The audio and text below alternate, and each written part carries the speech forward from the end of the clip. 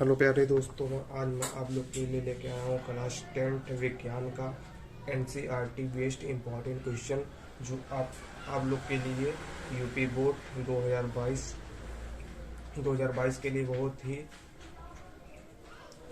ही benefit हो सकता है। आइए देखते हैं कौन सा हमारा क्वेश्चन है। देखिए क्या बोल रहा है कि क्षारीय विलयन का पीएच होता है।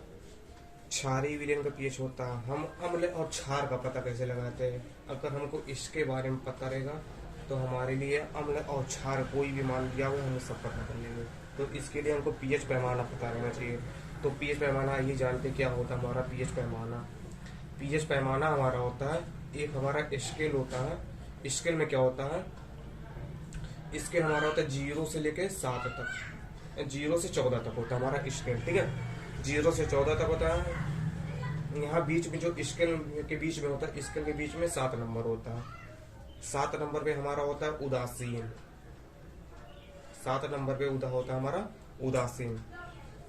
और हम अंक रख देते हैं 1 2 3 4 5 6 7 8 9 10 11 12 13 14। ठीक है, अब देखिए क्या होता है। अगर 7 से कम डिक्रीजिंग ऑर्डर, मतलब 7 से अगर पीएच का मान, ये पीएच मान दिया गया 0 से 14 तक, अगर पीएच मान 7 से कम होगा, पीएच मान जो होगा अगर 7 से कम होगा, पीएच मान अगर कम होगा, पीएच मान अगर घटेगा तो हमारी अम्लीयता बढ़ेगी, अम्लीयता बढ़ेगा। अगर पीएच मान घटेगा, 7 से अगर मान धीरे धीरे कम होता जाएगा तो हमारी अम्लीयता क्रम बढ़ती चली जाएगी। और अगर 7 से पीएच मान 7 से बढ़ेगा, 7 से ज्यादा हो गया, 8 9 10 11, मतलब इतना ज्यादा हो गया तो हमारा क्या होगा, यहाँ पे क्षारीयता बढ़ने लगेगी, क्षारीयता हमारी बढ़ने लगेगी। तो देखिए क्वेश्चन में क्या बोलता है कि क्षारीय विलयन का पीएच होता है, क्षारीय विलयन का पीएच होता है 7 हो सकता, 7 नहीं हो सकता। क्यों नहीं हो सकता? क्योंकि 7 क्या हमारा उदासीन है। 7 हमारा क्या होता है? उदासीन। उदासीन क्या होता है हमारा? जल, H2O। H2O हमारा क्या होता है? उदासीन। इसलिए 7 हो नहीं सकता। और क्या दिया? 7 से कम, 7 से कम। अगर मान 7 से कम हुआ, 7 से कम किधर जाएगा? अम्लीयता बढ़ेगी। तो अम्लीय नहीं पूछ रहा, क्षारीय भी नहीं पूछ रहा।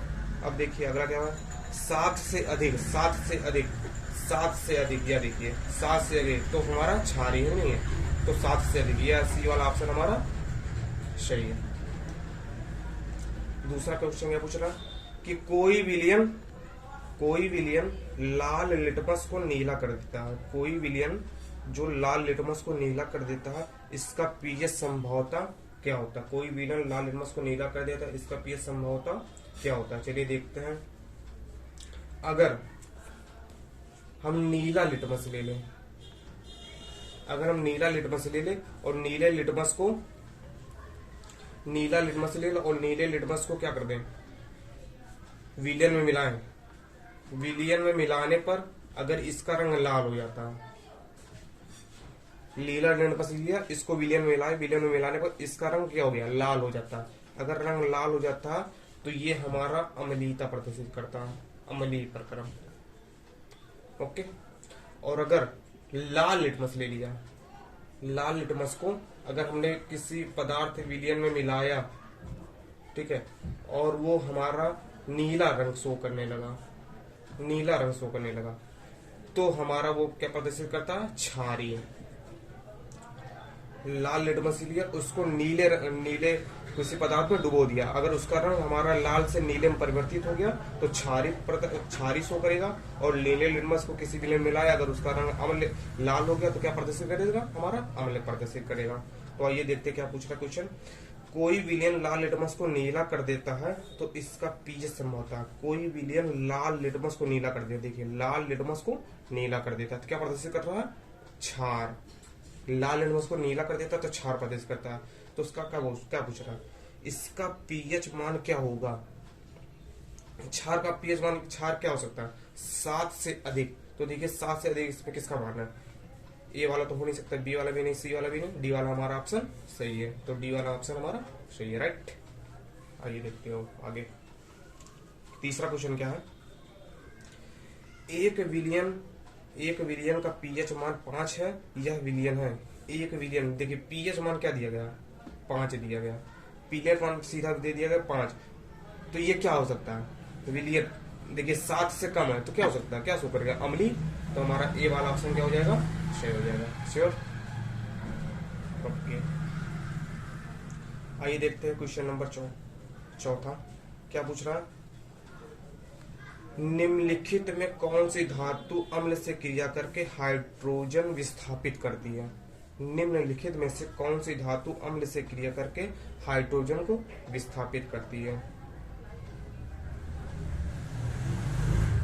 अगर आप हमारे चैनल पर नए हो तो आप हमारे चैनल को लाइक कीजिए, सब्सक्राइब कीजिए और इसको बेल आइकन दबाइए और ज़्यादा से ज़्यादा शेयर कीजिए और आगे इस वीडियो को देखिए, अभी और ज़्यादा मज़ा आने वाला है। देखते हैं क्या होता है।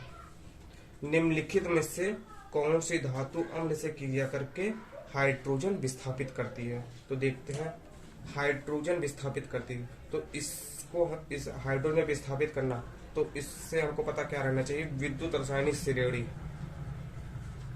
विद्युत रासायनिक श्रेणी। जिसको विद्युत रासायनिक श्रेणी का ज्ञान रहेगा वो बता सकता है क्या रहेगा। तो आइए देखते हैं क्या होता है हमारा विद्युत रासायनिक श्रेणी। विद्युत रासायनिक श्रेणी याद करने का बहुत ही शार्ट ट्रिक है। देखिए क्या होता है, ली के बाप ने का ना से मांगा, अलमारी, जमीन, कार, फ्रिज, नहीं तो शादी, पोस्ट पैंट। इसके बाद क्या आ जाता है हमारा, hydrogen, copper, AG silver, AU gold, platinum, ये सब इसलिए आता है। अब देखिए क्या होता है इसमें क्या होता है कि जो हमारा हाइड्रोजन है, हाइड्रोजन के ऊपर वाले जितने भी एलिमेंट हैं, हाइड्रोजन के ऊपर वाले जितने भी एलिमेंट हैं, ये हाइड्रोजन के नीचे वाले एलिमेंट को क्या कर देते हैं, विस्थापित करते हैं। क्या बोल सकते हो कि मतलब हाइड्रोजन के ऊपर वाले जितने भी एलिमेंट है ये पूरे क्या हमारे बाहुबली हैं और नीचे वाले क्या हमारे कमजोर हैं।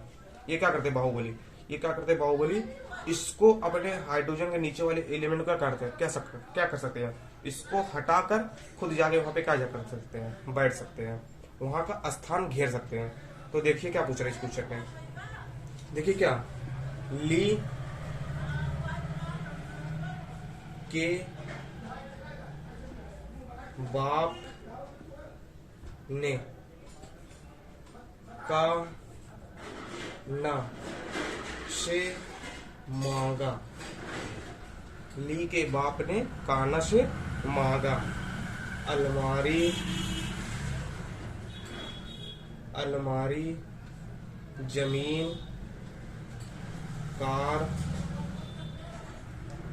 फ्रिज,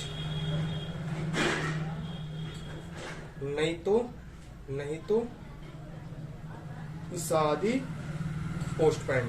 इसके बाद क्या आ गया, आपको ये 4-5 आपको एलिमेंट का नाम याद रखना होगा।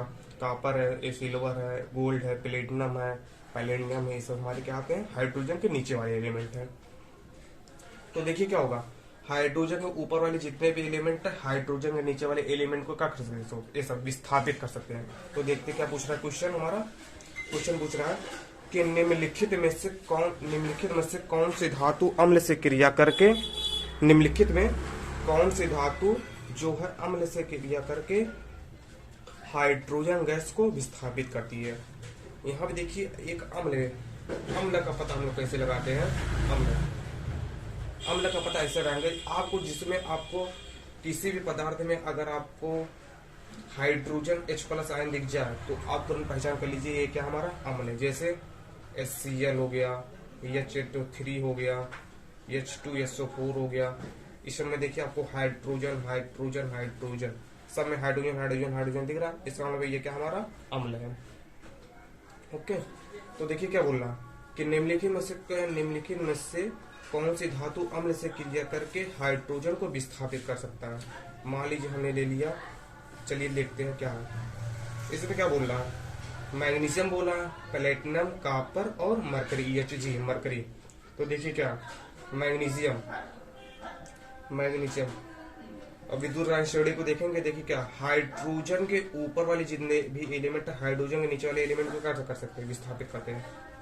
Mg की क्रिया अगर हम करवाते हैं HCl के साथ, तो ये क्या करेगा, Mg की क्रिया अगर हम करवाते हैं HCl के साथ, तो ये क्या करेगा, ये इस हाइड्रोजन को हटा देगा और इसके स्थान पे जाके अपना बैठ जाएगा। देखिए क्या हो गया, MgCl2 हो गया, और यहाँ से क्या हो गया, H2 हमारा निकल गया, हाइड्रोजन गैस हमारा निकल गया।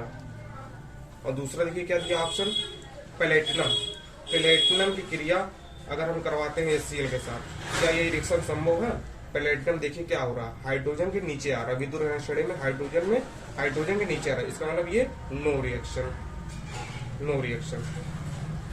कॉपर भी नहीं हो सकता, कॉपर भी इसलिए क्योंकि हाइड्रोजन के नीचे आ रहा है।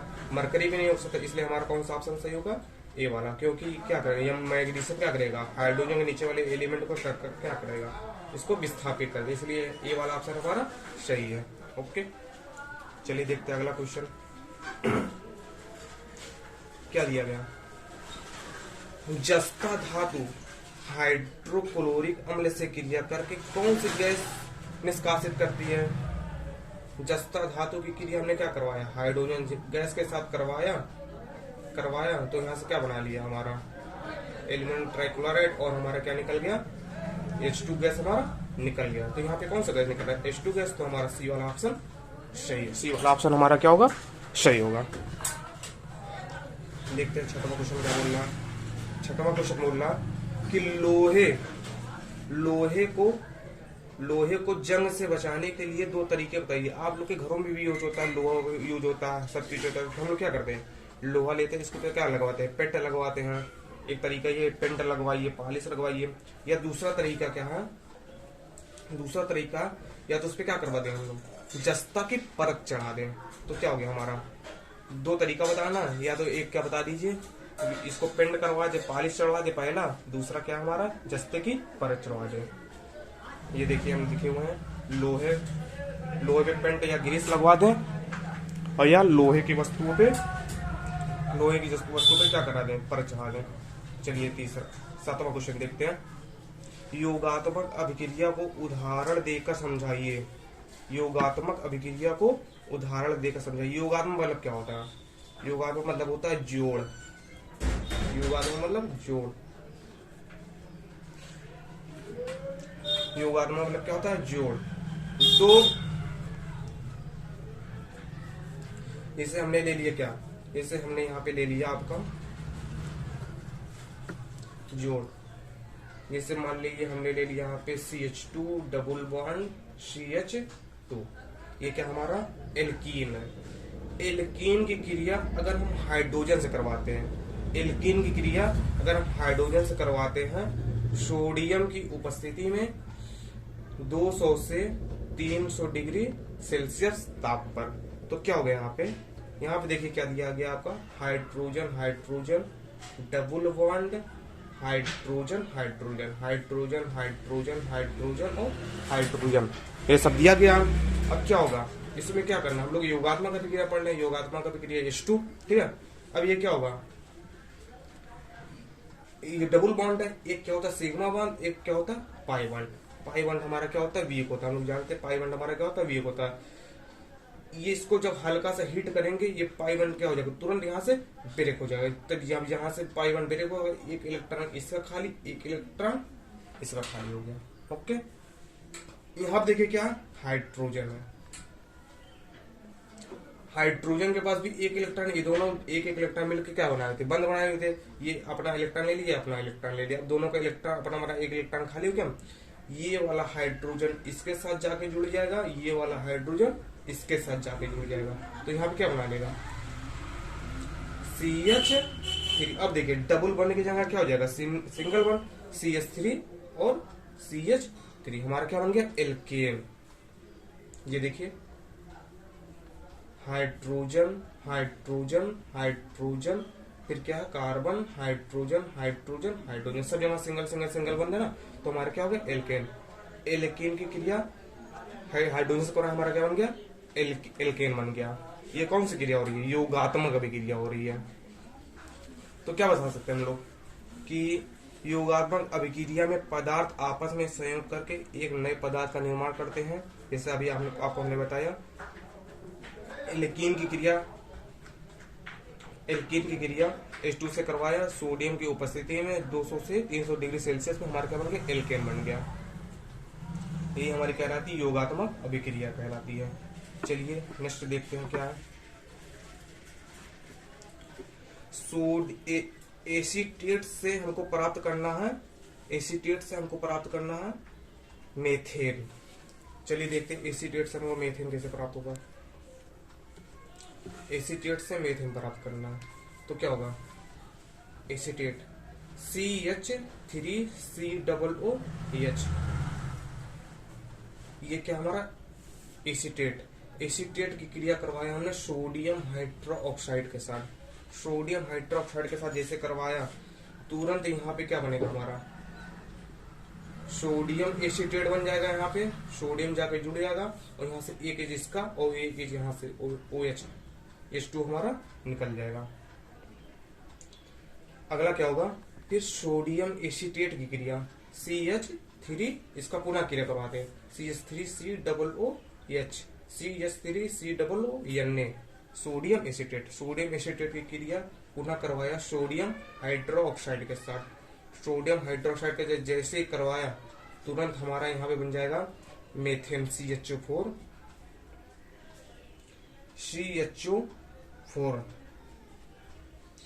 में क्या बनाना था हम लोग को, मेथेन ही बनाना था CH4, और यहाँ से क्या निकल जाएगा, सोडियम बाई कार्बोनेट हमारा यहाँ से निकल जाएगा। ओके देखिए ये बताया ना, एसीटेट की क्रिया सोडियम हाइड्रोक्साइड के साथ कराया तो हमारा क्या बन गया, सोडियम एसीटेट बन गया और हमारा जल निकल गया। फिर इसका पुनः क्रिया कराया, सोडियम एसीटेट का पुनः रिएक्शन कराया सोडियम हाइड्रोक्साइड के साथ तो हमारा मेथेन और सोडियम कार्बोनेट हमारा बन गया। अब देखिए कुछ पूछता है आईयूपीएसी नेम।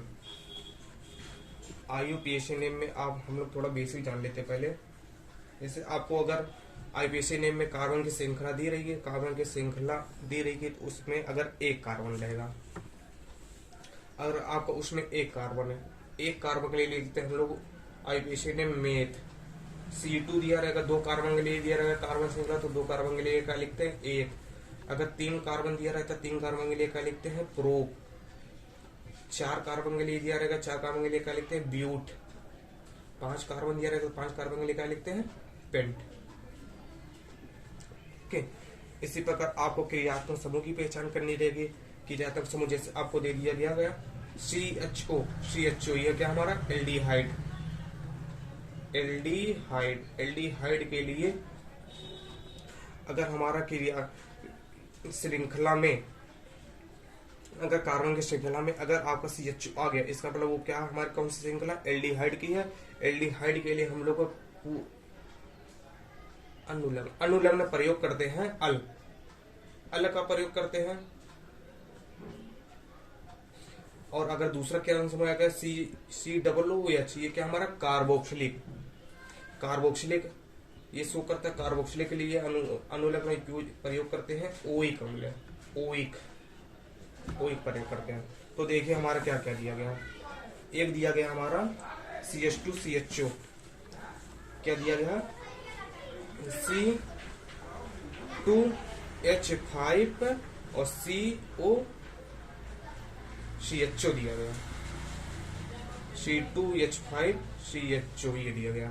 तो इसको हम लोग देखिए क्या कर सकते हैं, तोड़ सकते हैं। देखिए कैसे, CH3 CH2 और क्या हो गया CHO हो गया हमारा, CHO हो गया हमारा, CHO हो गया। अब देखिए क्या कर सकते हैं, क्या कार्बन की है, 1 कार्बन 2 कार्बन 3 कार्बन, 3 कार्बन के लिए क्या लिख दिया यहाँ पे, प्रोप। अब देखिए ये क्या हमारा एल्डिहाइड, एल्डिहाइड के लिए क्या लिखेंगे?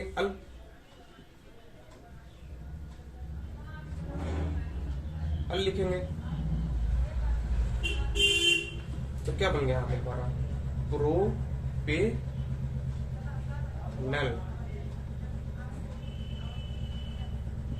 प्रोपेनल हमारा बन गया। ओके, इसी प्रकार देखिए दूसरा क्या दिया गया?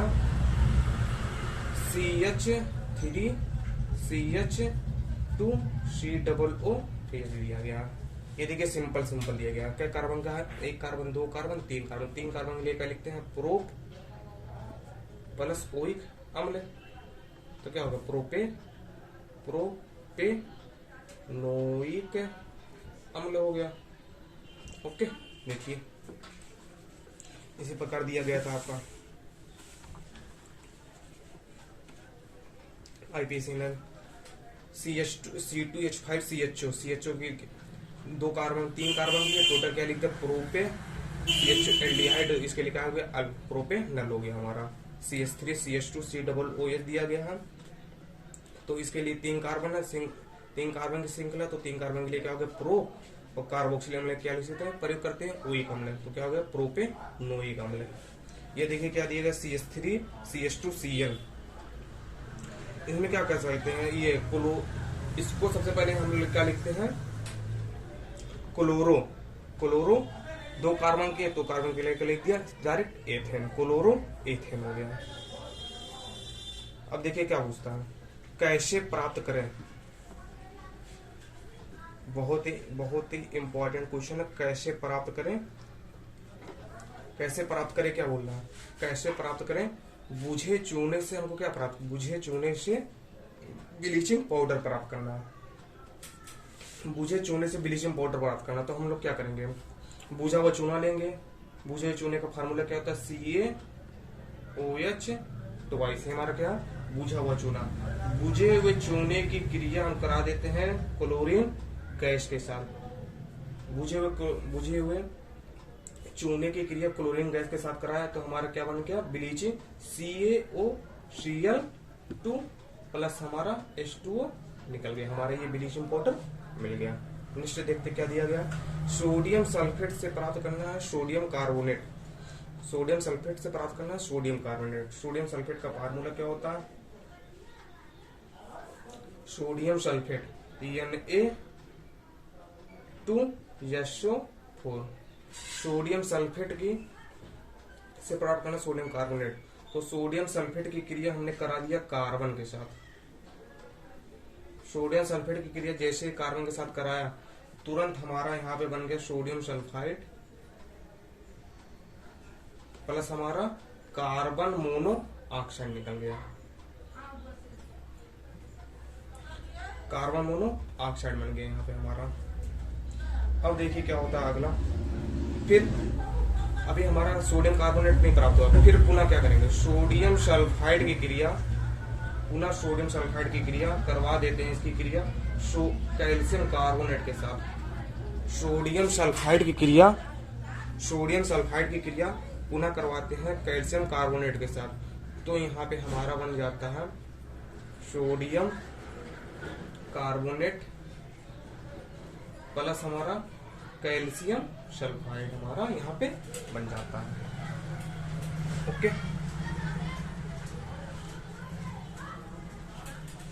देखिए क्या पूछ रहा है? क्या होता है जब सोडियम ऑक्साइड को जल में घोला जाता है? तो देख लीजिए क्या होता है जब सोडियम ऑक्साइड को जल में घोला जाता है।